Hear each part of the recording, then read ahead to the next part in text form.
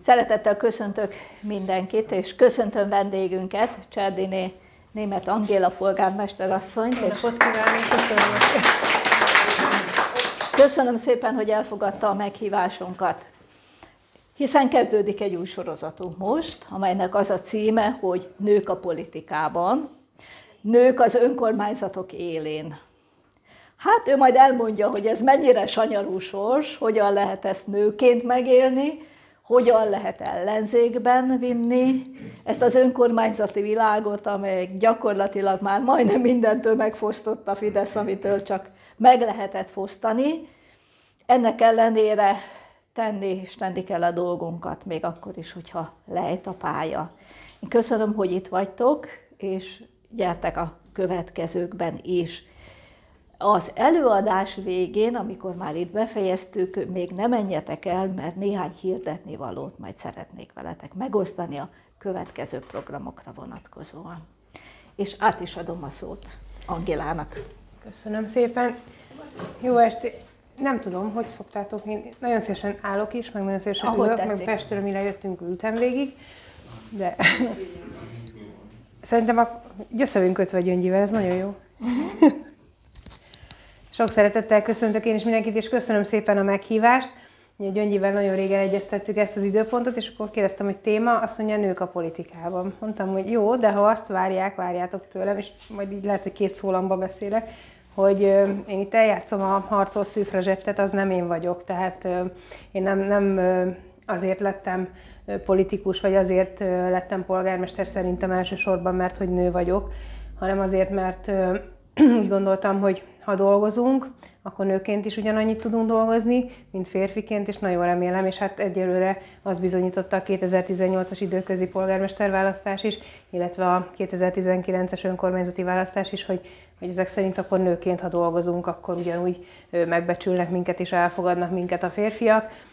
Mondom ezt így körülnézve, hát így az arányok azok most így kiegyenlítettnek tűnik itt ebben a körben.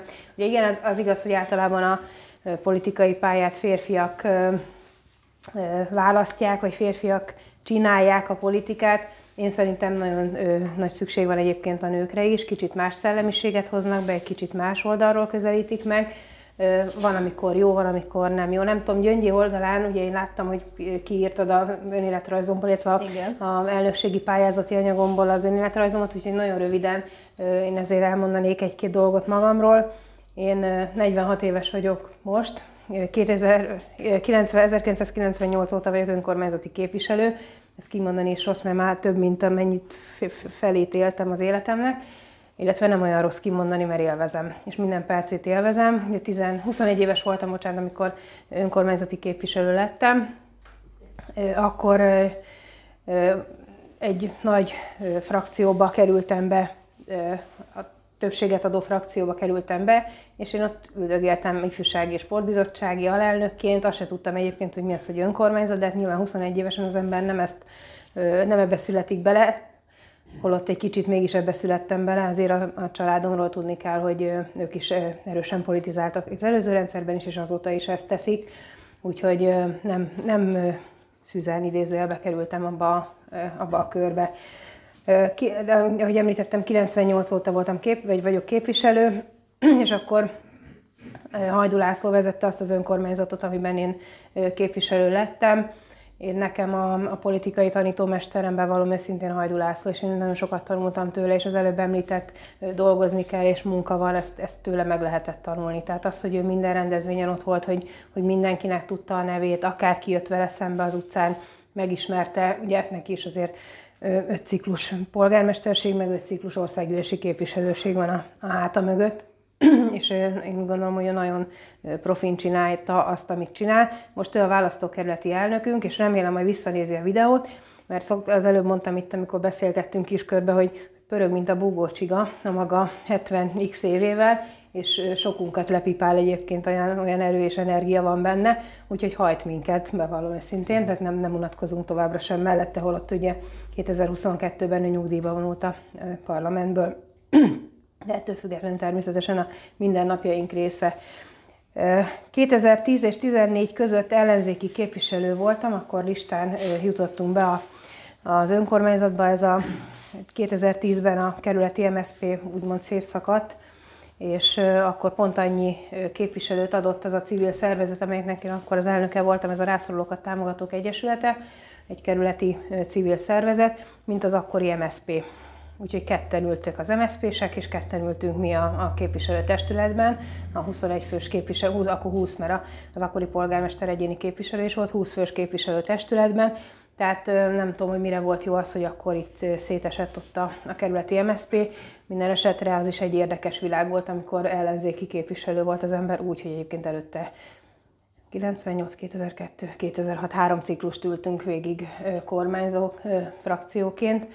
Úgyhogy az egy kicsit nehéz volt, ráadásul az akkori polgármester azért nem szeretett minket, és akkor most azt hiszem, hogy elég politikailag korrekt voltam.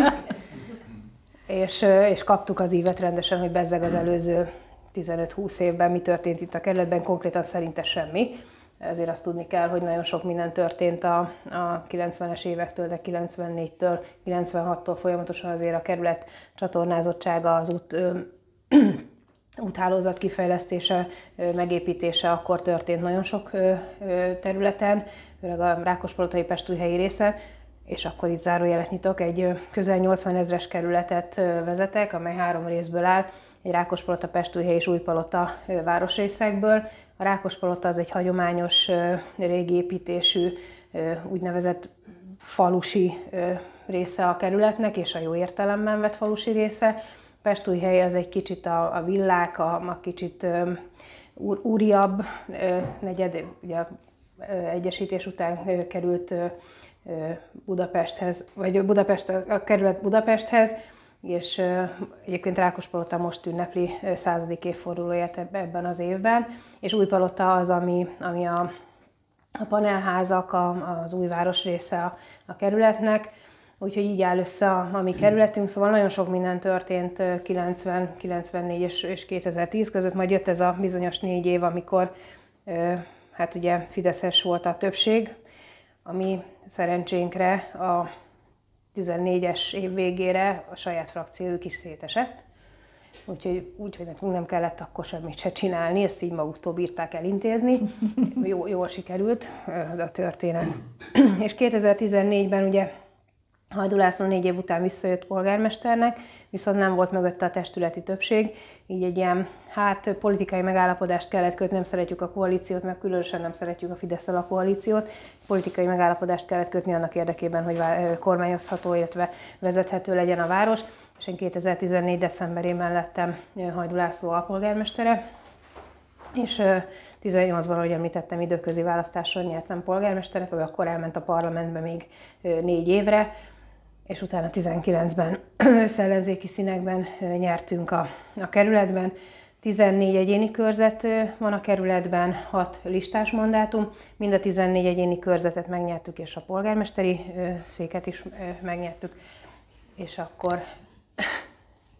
és így adjuk a kerületi többséget. Egyébként erről a bizonyos politikai megállapodásról ugye azt kell tudni, és azt lehet, hogy sokan emlékeznek rá, hogy 2019-ben nekünk október 10-éig, mert 12-én voltak a választások, október 10-éig nem volt költségvetésünk, mármint a kerületnek, ugye nem volt többség, aki elfogadja, és aztán 2 nappal a választás előtt elfogadtuk a kerületi költségvetést egy átszavazóval.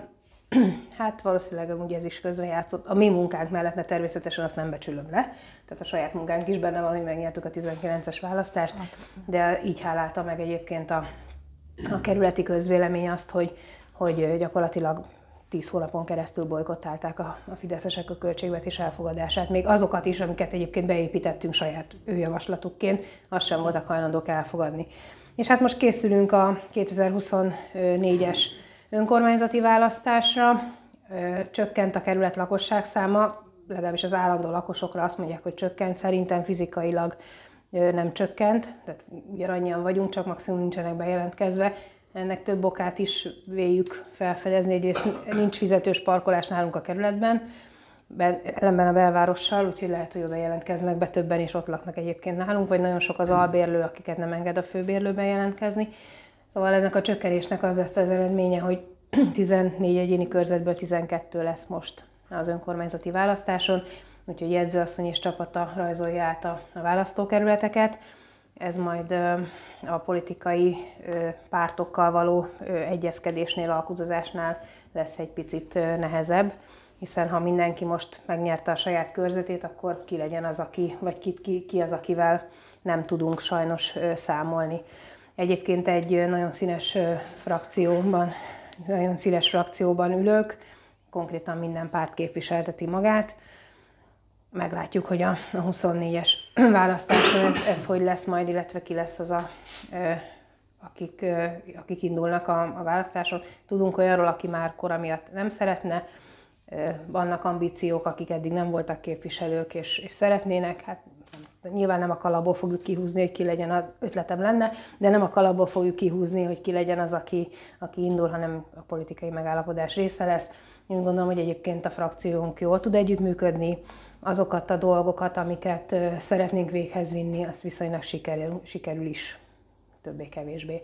És itt az előbb beszéltük Gyöngyivel, hogy az ellenzéki kerületek mennyire kapnak pénzt, vagy települések mennyire kapnak pénzt, vagy nem kapnak pénzt. Ugye én benne voltam abban a bizonyos körbe, aki nem ment el tárgyalni a miniszterhez.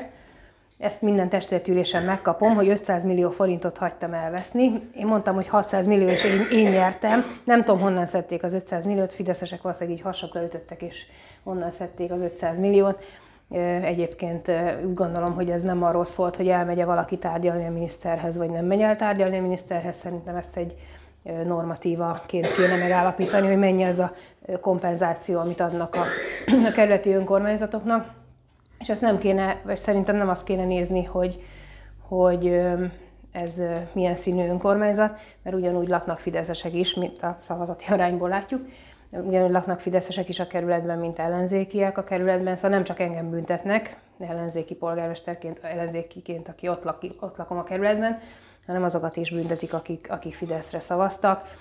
Úgyhogy ez szerintem nagyon nagy hibája ennek a kormánynak többek között, de szerintem órákig tudnánk itt sorolni, hogy mi a hibája, hogy így állapítják meg. Egyébként mi kerületünk volt az, aki a Tarlós István vezette fővárossal kapcsolatban is elég hátrányos helyzetbe került. Gyakorlatilag 2010-től 19-ig 1 méter fővárosi út nem újult meg a kerületben. Ezt kicsit kompenzálta a mostani fővárosi vezetés tavalyi év folyamán, nem, de tavaly kezdődött és idén lett vége.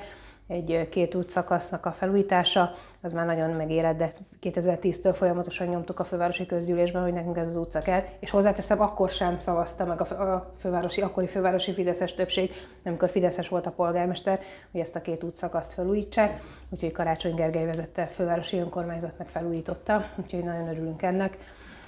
Én úgy gondolom, hogy mindenki megelégedésére. Nyilván vannak fanyalgók, mert itt kicsit magasabb a csatorna, ott nem tudom, alacsony, meg kevés a fű, meg kevés a fa, meg minden. Olyat nem tudunk jól csinálni, hogy minden jól legyen. Úgyhogy a polgármesterem szokta mondani, hogy ha jól csinálsz valamit, az sem úgy, ahogy kellett volna szerintük.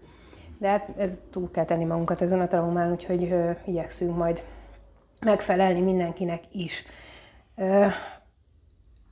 Én nagyjából így ennyit szerettem volna bevezetésként, veszek egy levegőt is, néha azt is szoktam, férjem tudja, hogy szoktam levegőt is venni néha, és hagyom őt is szóhoz jutni, most nem. De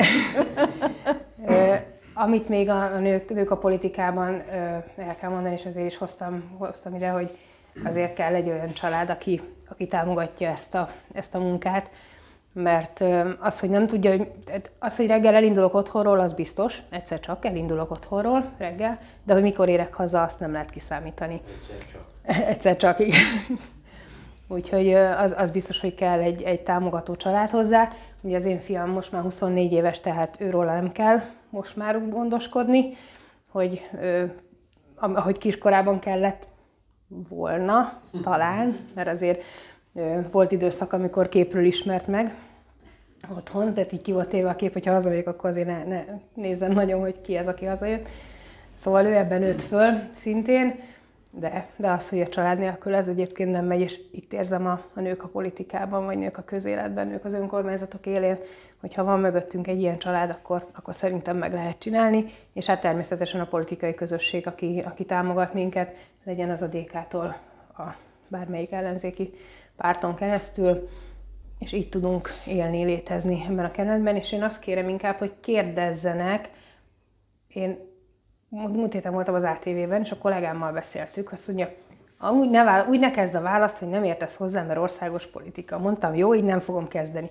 De azért azt tudni kell, hogy én így az önkormányzati világban igyekszem otthon lenni, és a kerületben, és én valóban a kerületben érzem jól magam. Felmerült egyébként 2022-ben, hogy országgyűlési képviselő jelöltként induljak, és hát nagy valószínűséggel egyébként megnyertem volna.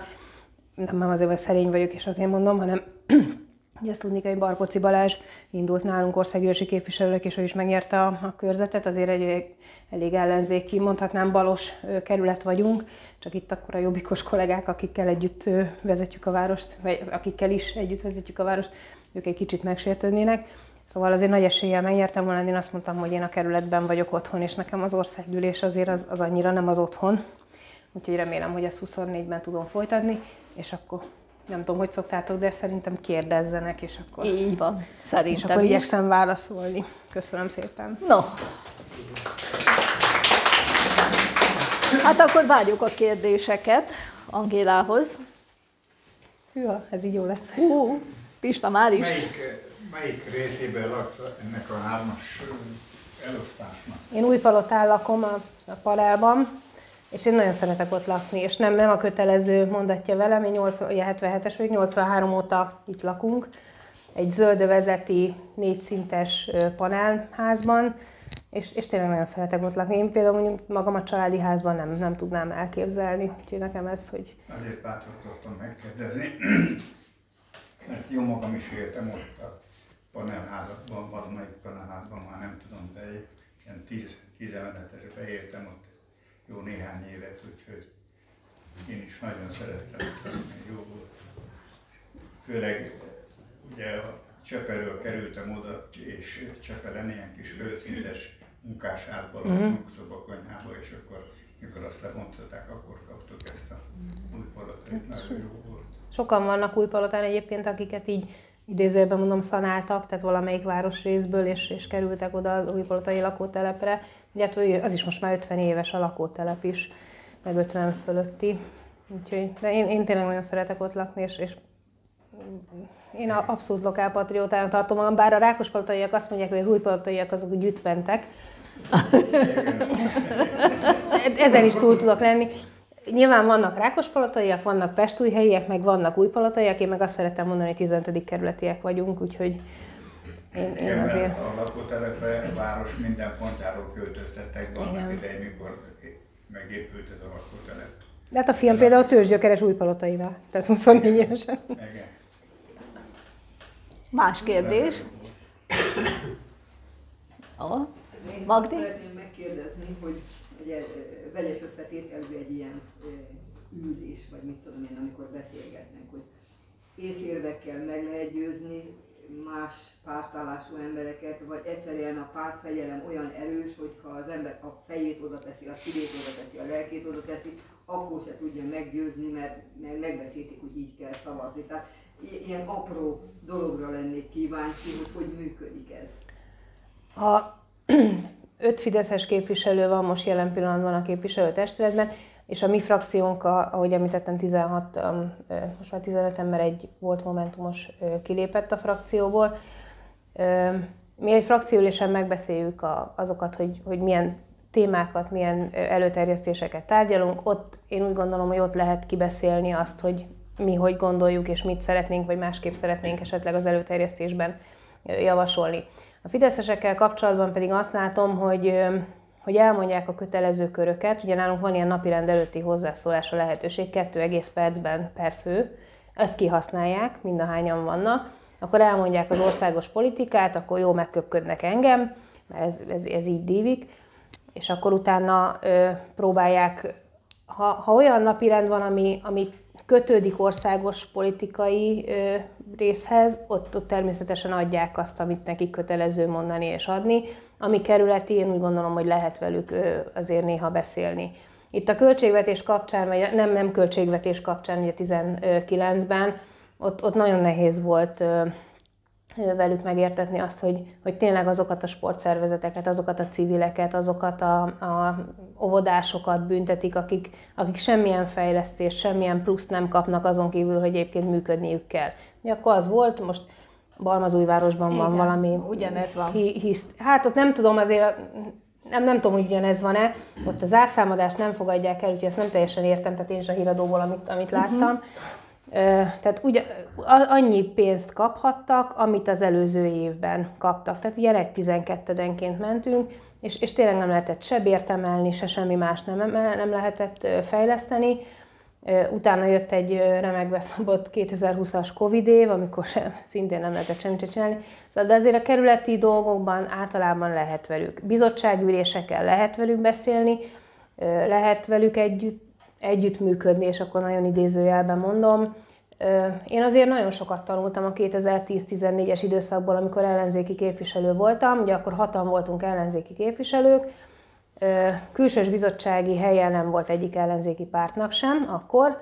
Hát ezt jól átvettem, bevallom őszintén. Azért mondom, hogy sokat tanultam én abban az időszakban.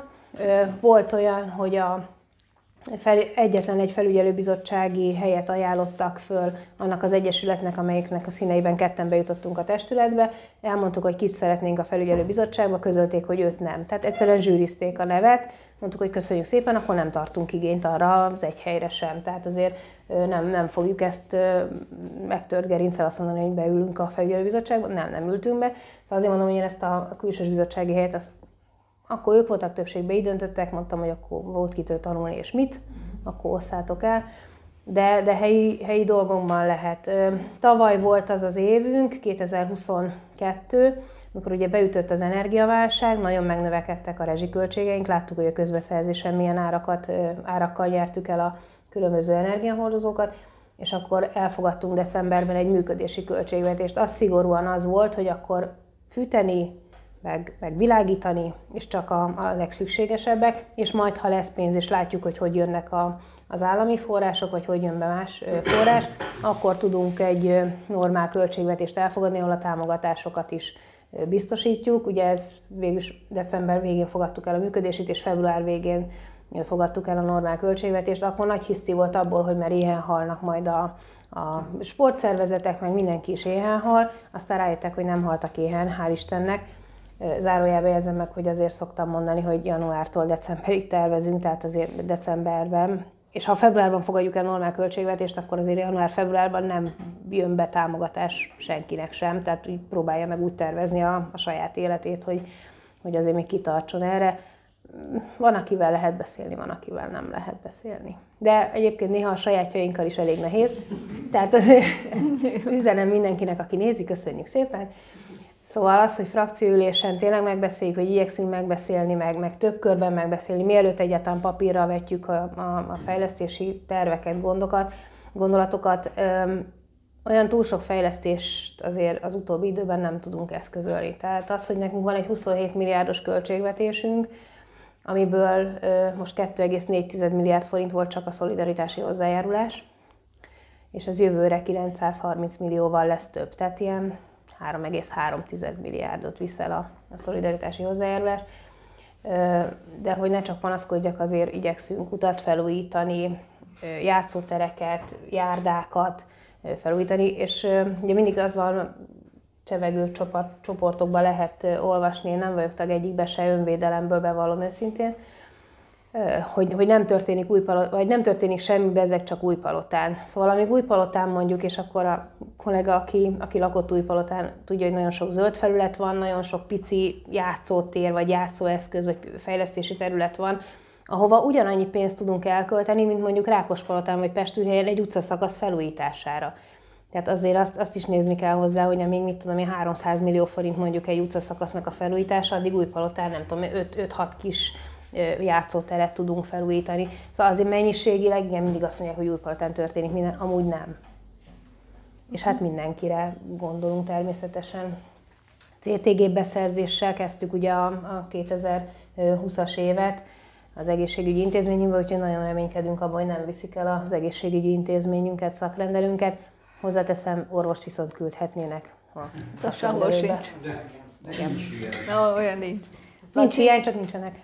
Bocsánat. Azt szeretném megkérdezni, a közeledik a újabb megméretés, ugye 2024 választások időszaka. Hogy tetszenek erre készülni, és kérdezném, hogy várhatóan megmarad-e az ellenzéki többség? Ha nem is a 16 fővel, de azért többségben lesznek-e, várható ez? Hát 16-tal biztos nem, mert hogy nem lesz annyi körzet.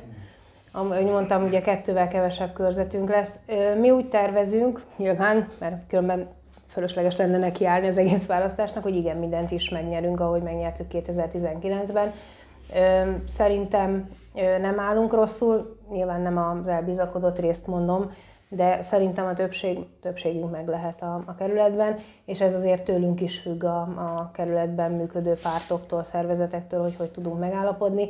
És mondom, azért az fájó lesz, hogy két embertől, és nem tudom azt mondani, hogy tőle vagy tőle, hanem ugye 2 körzettel kevesebb lesz, tehát azt jelenti, hogy akkor 2 embertől mindenképpen megválunk. Meglátjuk, hogy alakulnak majd a tárgyalások. Addig én nem is kezdtem el tárgyalásokat, és nem is fogok, amíg nincsenek meg az önkormányzati körzetek, mert nyilván úgy tudunk tárgyalni, hogyha azokat a választási iroda megrajzolja már, és azon ott a pont a november 30-án, hogy alakulnak a körzetek, de úgy tervezzük, hogy meg lehet a többségünk. Nagyon nehéz nem többségben. Szóval azért a 2014-es, ugye szeptember vagy október 1-én volt a választás, talán 2014-ben, december 14-ére lettek alpolgármesterek.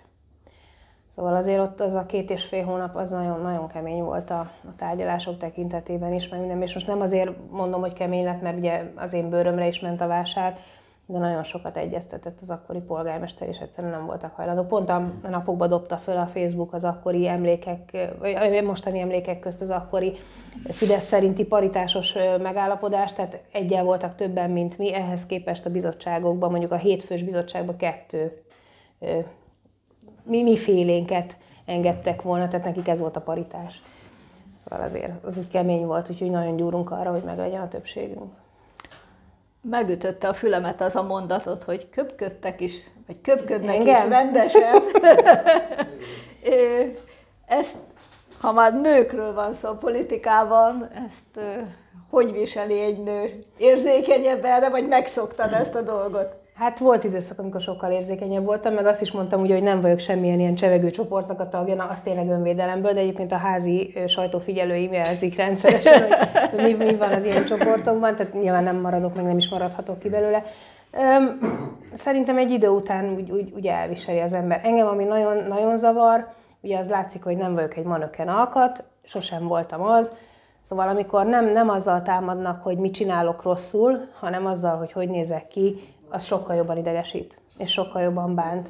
Mert lehet azt mondani, hogy igen, ezt az utcaszakaszt nem újítottad föl, miért nem, mert ezt éppen erre nagyobb szükség lett volna, de az, hogy, és ez bárkinél, tehát nem csak saját magamnál, hanem bárkinél, hogyha azzal jönnek, hogy néz, hogy szemüveges vagy, hogy nem tudom én, tehát ez sokkal jobban zavar, és azért, hát szóval azért nem válogatják meg a szavakat, na, lássuk be. És bocsánat, és ez lehet férfi, és lehet nő. Így, tehát mind a kettő. Igen, csak az ember azt gondolná, hogy a férfiak ezt könnyebben viselik el. Szerintem megrántják a vállukat és annyi. Szerintem nem. A nők meg nehezebben, bár emberre válogatja. Beszéltél arról, hogy hát megvan a többség, meg most is megvan a többség. Hát Budapest. Ott is megvan a többség. Igen, ez Budapest. És mi itt vagyunk a vidék Magyarországán, hol azért sokkal másabb a helyzet. Mindig azt mondják, hogy menjenek a pártok vidékre, menjenek a lakossághoz. Hát azt mondom, hogy a DK-sok azok jönnek. Ti tudjátok, minden héten jön valaki. Tehát nem lehet azt mondani a DK-ra, hogy nem dolgozik és nem csinálja. De azért itt a szavazati arányok mások. Tehát sok tekintetben sokkal nehezebb a helyzet, mint Budapesten. Annak ellenére, hogy Kalocsa ebből a nagyon fideszes Bács-Kiskun megyéből egy kicsit kiré. Tehát Kalocsát meg lehetett nyerni, tavaly is az országgyűlési választáson is, a falvakat nem lehet. Kossuth Rádiót hallgatnak, M1-et néznek, és nem lehet rájuk hatni. Tehát ők most nagyon jól élnek, azt mondják, és nem a zsebüknek hisznek, hanem a televíziónak hisznek. Tehát itt nekünk, csak megjegyzem, hogy sokkal nehezebb a sorsunk, mint a budapestieknek. Anyagilag is gyöngébbek ezek az önkormányzatok. El nem tudom képzelni, hogy itt ilyen többség legyen, bárki nyeri meg. Hát ilyen többsége talán utoljára Kalocsán Török Gusztáv Andornak volt, aki 20 évig volt itt polgármester, és az még akkori SZDSZ-nek volt ő a vezetője. Ez csak egy megjegyzés volt, kérdezzetek. Nehéz egyébként, tehát az, hogy amit mondasz is, hogy elmegy Kossuth Rádió, és tényleg nem az van, hogy bemegy a boltba, és hát nem tudom kifizetni, mert nincs annyi benne a pénztárcámban, mennyibe kerül, vagy nincs mit. Igen, vagy nincs mit venni, és most nem Kalocsáról, hanem tényleg a falvakról, de azért azt látják a különböző videókban is, hogy hát nem, erről nem az Orbán Viktor tehet. Ő nem. Tehát ő megvéd minket.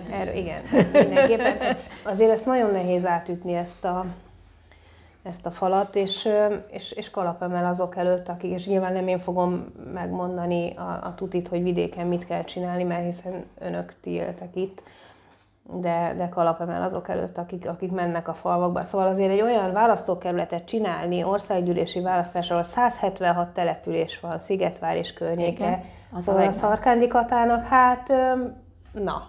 Annyi települése van Katának. És ez a pici falutól kezdve a 10 000 főnél nagyobb város, szóval szerintem ez egyébként, ha valaki megnyeri országgyűlési képviselőként ezt a körzetet, a 4 év nem elég arra, hogy ezt végigjárja, ezt a rengeteg települést.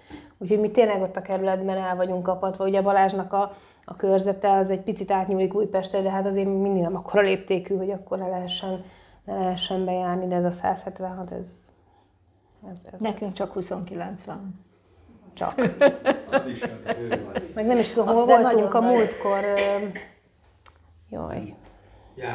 Nem, már mindjárt eszembe jut, hogy ott mondták, hogy a legtávolabbi település az már körülbelül olyan, mint hogyha átmenne másik megyébe. Tehát azért arra figyeltek, hogy az országgyűlési körzet az egy megyén belül legyen, de hát azt mondja, átmegyek a következő másik megyébe, az közelebb van, mint hogyha a saját település. Így van, hát Szexárdra elmenni közelebb van, mint Kecskemétre elmenni, azért ez a Bács-Kiskun az ország legnagyobb, területileg a legnagyobb megyéjéről beszélünk. Területileg igen. Kérdezzetek még. Én jártam Dorog környékén egy kis faluba, és a polgármesterrel beszélgettünk, és kérdeztem tőle, hogy milyen autóval jár oda, mert Dorogból jár be, és mondta, hogy busszal jár ő oda be, és a busz megálló a falu egyik végén van, és a hivatal a másik végén. És reggel ő végig gyalogol a falun, és aki már ébren van, kint van az udvaron, mindenkivel beszélget. Hogy tudod megoldani, hogy a gyalog nem jár. Ezt kihagyja. Gyalog nem jár. Engem kérdeztek. A kapcsolat a gazdasággal gyakran szoktál találkozni velük? Találkozunk, elég sokat vagyunk kint az utcán, ugye a kitelepülések kapcsán is, és azért a fogadóórákat rendszeresen megtartjuk, és be lehet jönni az hozzám. E-maileket is nagyon sokat kapok, adott esetben mondjuk nyilván a kollégáim válaszolnak általában minden e-mailre, de azért van olyan, amikor személyesen is tudunk találkozni.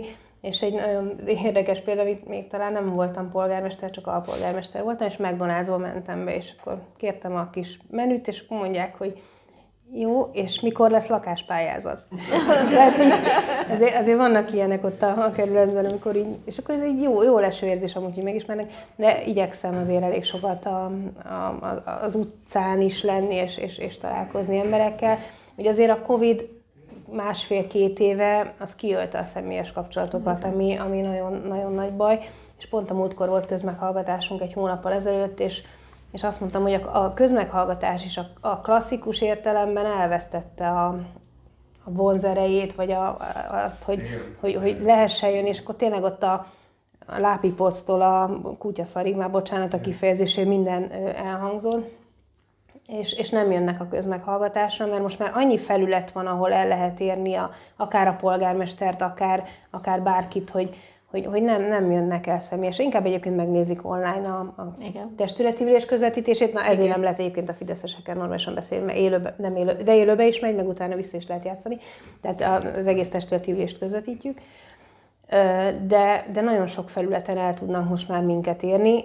Azt azért úgy nem nagyon szeretem, amikor mondjuk éjjel jön egy e-mail. Nem azt nem szeretem, hogy éjjel jön az e-mail, hanem azt, hogy akkor reggelre én már válaszoljak is neki. Tehát nem. Tehát az e-mail az ugyanolyan formája a kapcsolattartásnak, vagy levelezésnek, mint a hivatalos levél. Tehát igyekszünk nem kihasználni a 30 napot, de azért 30 napon belül válaszolunk. De nagyon, tehát igazából az embereknél is azt látom sajnos, hogy nem igénylik annyira a személyes kapcsolatot, hanem inkább akkor elküldenek egy e-mailt, egy üzenetet. Meg nagyon szeretem, ki van írva a privát Facebook oldalamra, hogy önkormányzati ügyben keressenek ezen a 2 e-mail címen, ugye a polgármester@bpxv.hu vagy a német.angéla@bpxv.hu. Na ehhez képest rendszeresen Messengeren jön az üzenet, hogy akkor mit szeretnének. És van elég felület arra, hogy egyébként máshol megtaláljanak, de hát meglátjuk, hogy mennyire lesz ez hatékony. Hát ez azért másabb, mint hogy szemtől szembe beszélni. Persze, és mondom, hogyha valaki fogadóórára szeretne jönni, és nem magamat kimélve, mert nem erről szól a történet, de ha olyan ügyben jön, amire tudnak válaszolni a kollégáim, tehát mondjuk egy lakásigénylés, ami egyébként napi 3 minimum, de inkább 5 fölötti landol a postámba, akár bármilyen formában, akár levél, akár e-mail formájában. Szóval azért, hogy ő bejöjjön a polgármester fogadóórájára, és elmondja, hogy ő nehéz helyzetben van, nyilván ez neki jól esik, és be is tudnak jönni, akiknek ilyen bonyolult, de az, hogy egyébként az a kérdés, hogy tudok önkormányzati lakáshoz jutni, azt el tudják mondani a kollégáim, tehát ezért őket sem fárasztanám be a hivatalba, de azért sok visszajelzés érkezik, hogy szeretnének jönni, és ami még nekem nagyon fontos egyébként, nagyon sok tanulmányösztöndíjat tudtunk átadni idén is, 165 gyereknek tudtunk tanulmányösztöndíjat átadni, és az ilyen ösztöndíjátadók, vagy az ilyen személyes díjátadók azért azok is sokat jelentenek, és aztán jönnek a fiatalok, hogy nekem tetszett 10 évvel ezelőtt átadni, köszihez jól esett a 10 évvel ezelőtt, de hogy emlékszik arra, hogy ő akkor kapott valamit. Egyébként, amikor elkezdted a kérdést, ugye, hogy nem kocsival jár, hanem hogy milyen autóval jár, vagy hogy jár, azért mosolyodtam el, mert hát én kapom otthon az ívet, hogy én nem hivatali autóval járok. És igen, itt nekem balra bólogatnak. Szóval én a saját autómmal járok be a hivatalba is, meg hát most is azzal jöttem, és sofőr nélkül is, ezért meg a DK-ban is kapom az ívet, nem mondom meg, hogy kitől, hogy azért a biztonság szempontjából valószínűleg jobb lenne, ha nem én vezetném a saját autómat, hanem tényleg sofőr járok, de én meg annál nők a politikával, tehát annál önállóbb vagyok, hogy akkor most valakivel itt összekössem magam, hogy akkor vigyék a... De van sofőröd? Nincs. Nincs sofőröd. A férjem szokott lenni a sofőröd. Neki nem kell fizetni. Hát ezt másképp rendezzük. Nincsen sofőröm, és tényleg azért, mert szóval én elég későn szereztem jogosítványt. Bocsánat, nem, ez rossz szó volt, a szereztem. Tehát elég későn kezdtem el a jogosítvány, vagy az autóvezetést megtanulni, igen.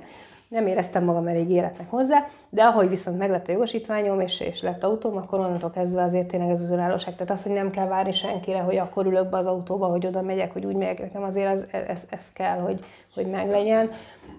Ha olyan helyre megyek, mint polgármester például, ahol tudom, hogy nagyon nehezen lehet parkolni, és nem azért, mert fizetni kell a városban, hanem azért, mert egyszerűen fizikailag nem tudok megállni, akkor van, de hát szerintem a 2 kezemben meg tudom számolni egy évben hányszor van az, hogy én sofőrrel megyek valóban. Mondom, szoktam is kapni érte az ívet, de én egyelőre még így amúgy mozgom. meg BKV. Amúgy meg egyébként, ha belvárosba megyünk be, akkor BKV-val megyünk, mert szerintem egyébként nagyon jó a tömegközlekedés a kerületrészek és a főváros között, úgyhogy az is. Józsikám, te jössz. Én csak puszta kíváncsiságból kérdeznélek azt, hogy nálatok ez a többség, ellenzéki többség, ez miből tevődik össze? Sok pártból, vagy sok civilből? sok okos emberből. Egyébként tényleg, tehát vannak nagyon jó koponyák, és nagyon jó meglátásaik vannak képviselőtársaimnak, pláne visszanézik, hogy jó lesz így a tárgyalások előtt, nem mindegy, akkor majd dicsérem egy kicsit őket. Nem, a viccet félretéve, sok pártból, egyébként 9 jelölő szervezetünk volt 2019-ben. Ebben voltak pártok, természetesen ugye a 6 nagy párt, vagy 6 párt. Mert már nem biztos, hogy olyan nagy. Akkor még nagyobbak voltak, akik voltak, egyen-ketten, és civil szervezetek, helyi civil szervezetek, akik még adják a jelölteket, illetve hát ugye volt a Szolidaritás Mozgalom, aki ugye országos, akkor még civil szervezet volt, ő is jelölő szervezetünk volt. Érdekes az összetétele a frakciónak is egyébként. Vannak, akik az üzleti életből jöttek, ők egy picit más szemlélettel állnak hozzá. Én mindig meg is kapom, hogy én a közigazgatásba szocializálódtam, de én ezt vállalom is. Tehát én tényleg azért tényleg ott nőttem föl, és vállalkozóként szerintem én mondjuk konkrétan éjjel halnék, tehát de nem is ez a cél, és ez nem azt jelenti mondjuk akkor, hogy nincs egy menedzser szemlélet, de nekem az minden évben nagyon fontos, és sajnos azt kell mondani, hogy egyre fontosabb, hogy a működés az biztosítva legyen egy önkormányzatban. És én ebből a szempontból így biztonsági játékos vagyok, hogy az a lényeg, hogy igen, égjen a villany, hogy legyen fűtés, gyerekeknél az óviba, vagy az egészségügyi intézményben is legyen. Hát orvost azt nem tudok prezentálni, de legalább a villanyt föl tudom kapcsoltatni. Tehát azért szerintem ez nagyon fontos. És vannak olyan kollégák, akik egy picit vállalkoznának, és azt velük nehéz megértetni, hogy ez nem az a kanyar, amikor egyébként mondjuk így játszunk az önkormányzat pénzével. Szóval azért a 15. kerület első polgármesterét azért ugye elkaszálták, mert játszott az önkormányzat pénzével. Én ebből a szempontból nem, és én úgy gondolom, hogy az apparátus, ami a hivatalban van, élén a jegyzővel, ők szerintem védik az én hátsómat ebből a szempontból is, hogy jogszerű is, meg pénzügyileg is rendben legyen minden, úgyhogy nekik azért sokat köszönhetünk. Úgyhogy ilyen az összetételünk, mindenki is ott van. Hány fő dolgozik a hivatalban? 250, kb. 250. Ennyi az állomány. És akkor most megint próbáltam egy kicsit. Korrekt. Tehát kb. 250-en vagyunk. Ugye nálunk van egy önkormányzati rendészet, akik közel 40-en vannak, tehát azért ők is emelik a létszámot. Van 3 gazdasági társaságunk, 4, most már 4. Van egy vagyonkezelőnk, egy kulturális gazdasági társaságunk, egy megváltozott munkaképességűekkel foglalkozó és egy csarnokos piac felügyelőséget üzemeltető gazdasági társaságunk. Úgyhogy azért elég sokan vagyunk, közel 1000 fő a közalkalmazotti létszám, óvodák, bölcsödék, egészségügyben dolgozó kollégák, és hát az iskolák nincsenek nálunk. És ez nagyon szomorú, és az iskolákkal gyakorlatilag ezeken az ösztöndíjakon, vagy a tanulmányi versenyeken, vagy a diákolimpiákon kívül elvesztettük a mindenféle kapcsolatot, igen. Amit én nagyon sajnálok. Ez egyébként lehet, hogy egy kicsit az én hibám, és nekem a tankerületi igazgatóasszonnyal nem felhőtlen a viszonyom. Nem kedveljük egymást túlzottan, és lehet, hogy ezért is egy picit az iskolák nagyon elszakadtak tőlünk. Én a kulturális életből jöttem, mint kulturális intézményvezető voltam itt 9 évig Kalocsán. Milyen a kulturális élet? Intézmény, Kft. Hogyan működik? Most non-profit Kft. Lett 2 éve. Előtte intézményként működött, van 5 művelődési házunk, és egy picit az új, tehát ahogy átalakult non-profit Kft. Ugye más vezetője lett, és átalakult, egy picit nyitottabb lett a nem feltétlenül hagyományos értelemben vett közművelődés felé, hanem színtársulatok jönnek, nagyon sokat kertmozit csinál most a mostani vezetés ugye nyáron. Akkor nálunk van az Origo Film Stúdió a kerületben, és velük van egy megállapodás, hogy a hollywoodi magyar kötődésekkel kapcsolatban most már a 2. sorozatot csinálják ebben a művelődési házunkban nagyon jó előadókkal, és hát a Magyar Hollywood Társaságnak a vezetői adnak először. Szerintem sokkal színesebb lett, és nem feltétlenül arra korlátozódik most már egy művelődési ház, hogy akkor a zumba oktatásra, ami egyébként nagyon fontos, mert nagyon sokan mennek, de hogy csak a zumba oktatásra adják ki a termet, hanem tényleg színdarabot. Ugye Gönc Árpád művét adták elő 1,5 éve a művelődési házunkban.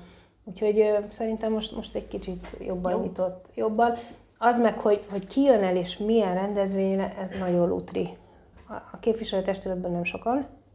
Nem nagyon járnak. Ez most egy kritika a kollégáknak, akik nézik. Nem. Én meg, ahogy mondtam az elején, én ezt tanultam az elődömtől, hogy legyünk ott mindenhol. És én ellenzékiként is ott voltam egyébként a különböző rendezvényeken, meg is lepődtek. Tehát így kaptam meghívót, és gondolták, hogy úgyse jön el. Hát én meg úgyis elmentem. Megkérdezték, hogy kaptam meghívót, hát itt vagyunk a kerületben, miért ne?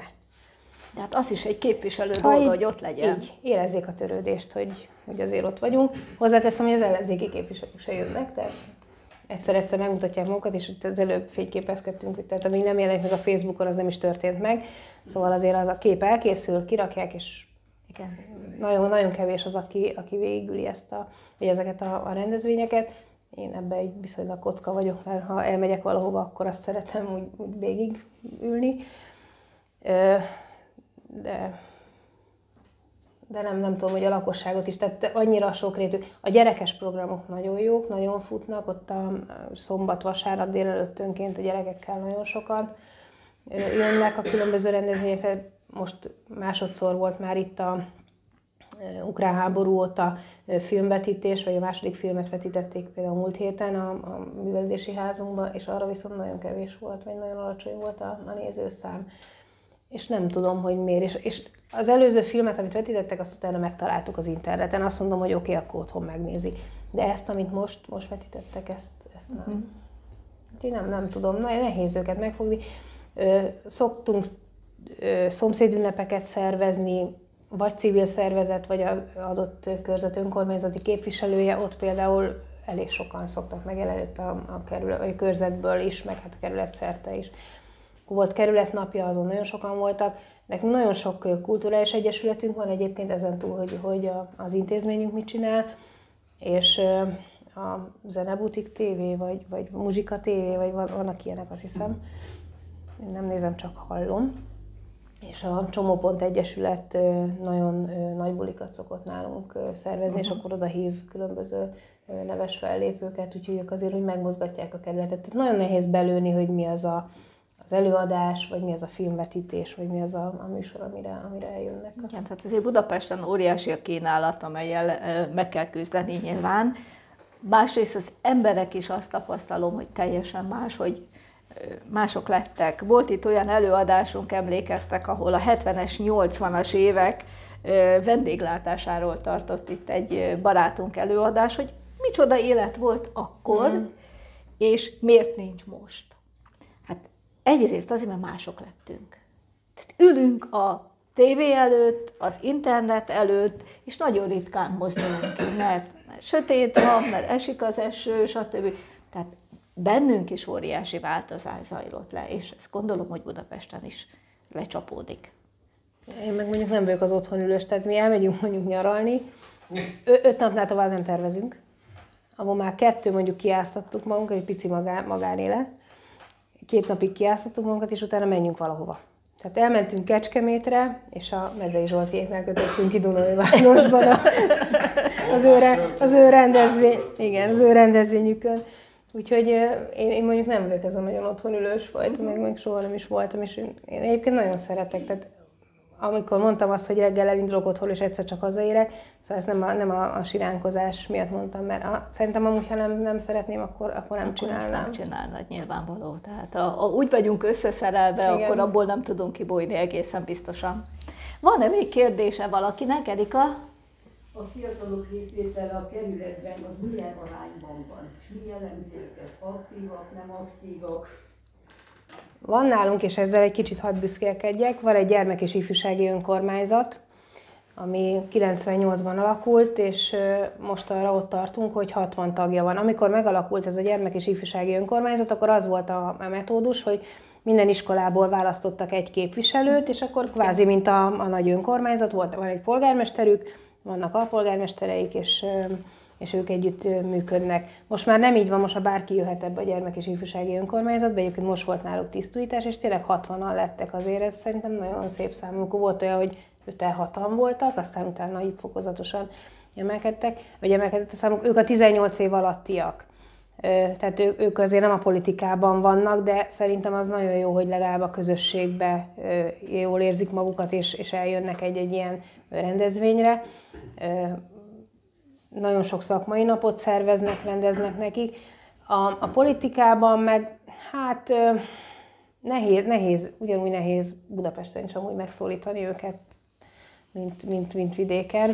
És itt megint csak, amit a Gyöngyi mondott az előbb, hogy változtunk mi is, vagy változtak ők is, hogy már nem biztos, hogy eljönnek egy ilyen közösségi rendezvényre, mert a család, mert a karrier, egyébként a munkavállaló, a munkáltató nem biztos, hogy a munkavállalónál jó szemmel nézi, hogyha elmegy bármilyen rendezvényre, pláne ha pártos rendezvényre, úgyhogy nagyon nehéz őket megszólítani. Egyébként a képviselőtestületben a legfiatalabb képviselőnk momentumos, ő 26 éves, úgyhogy így vagyunk, a többi meg fölötte.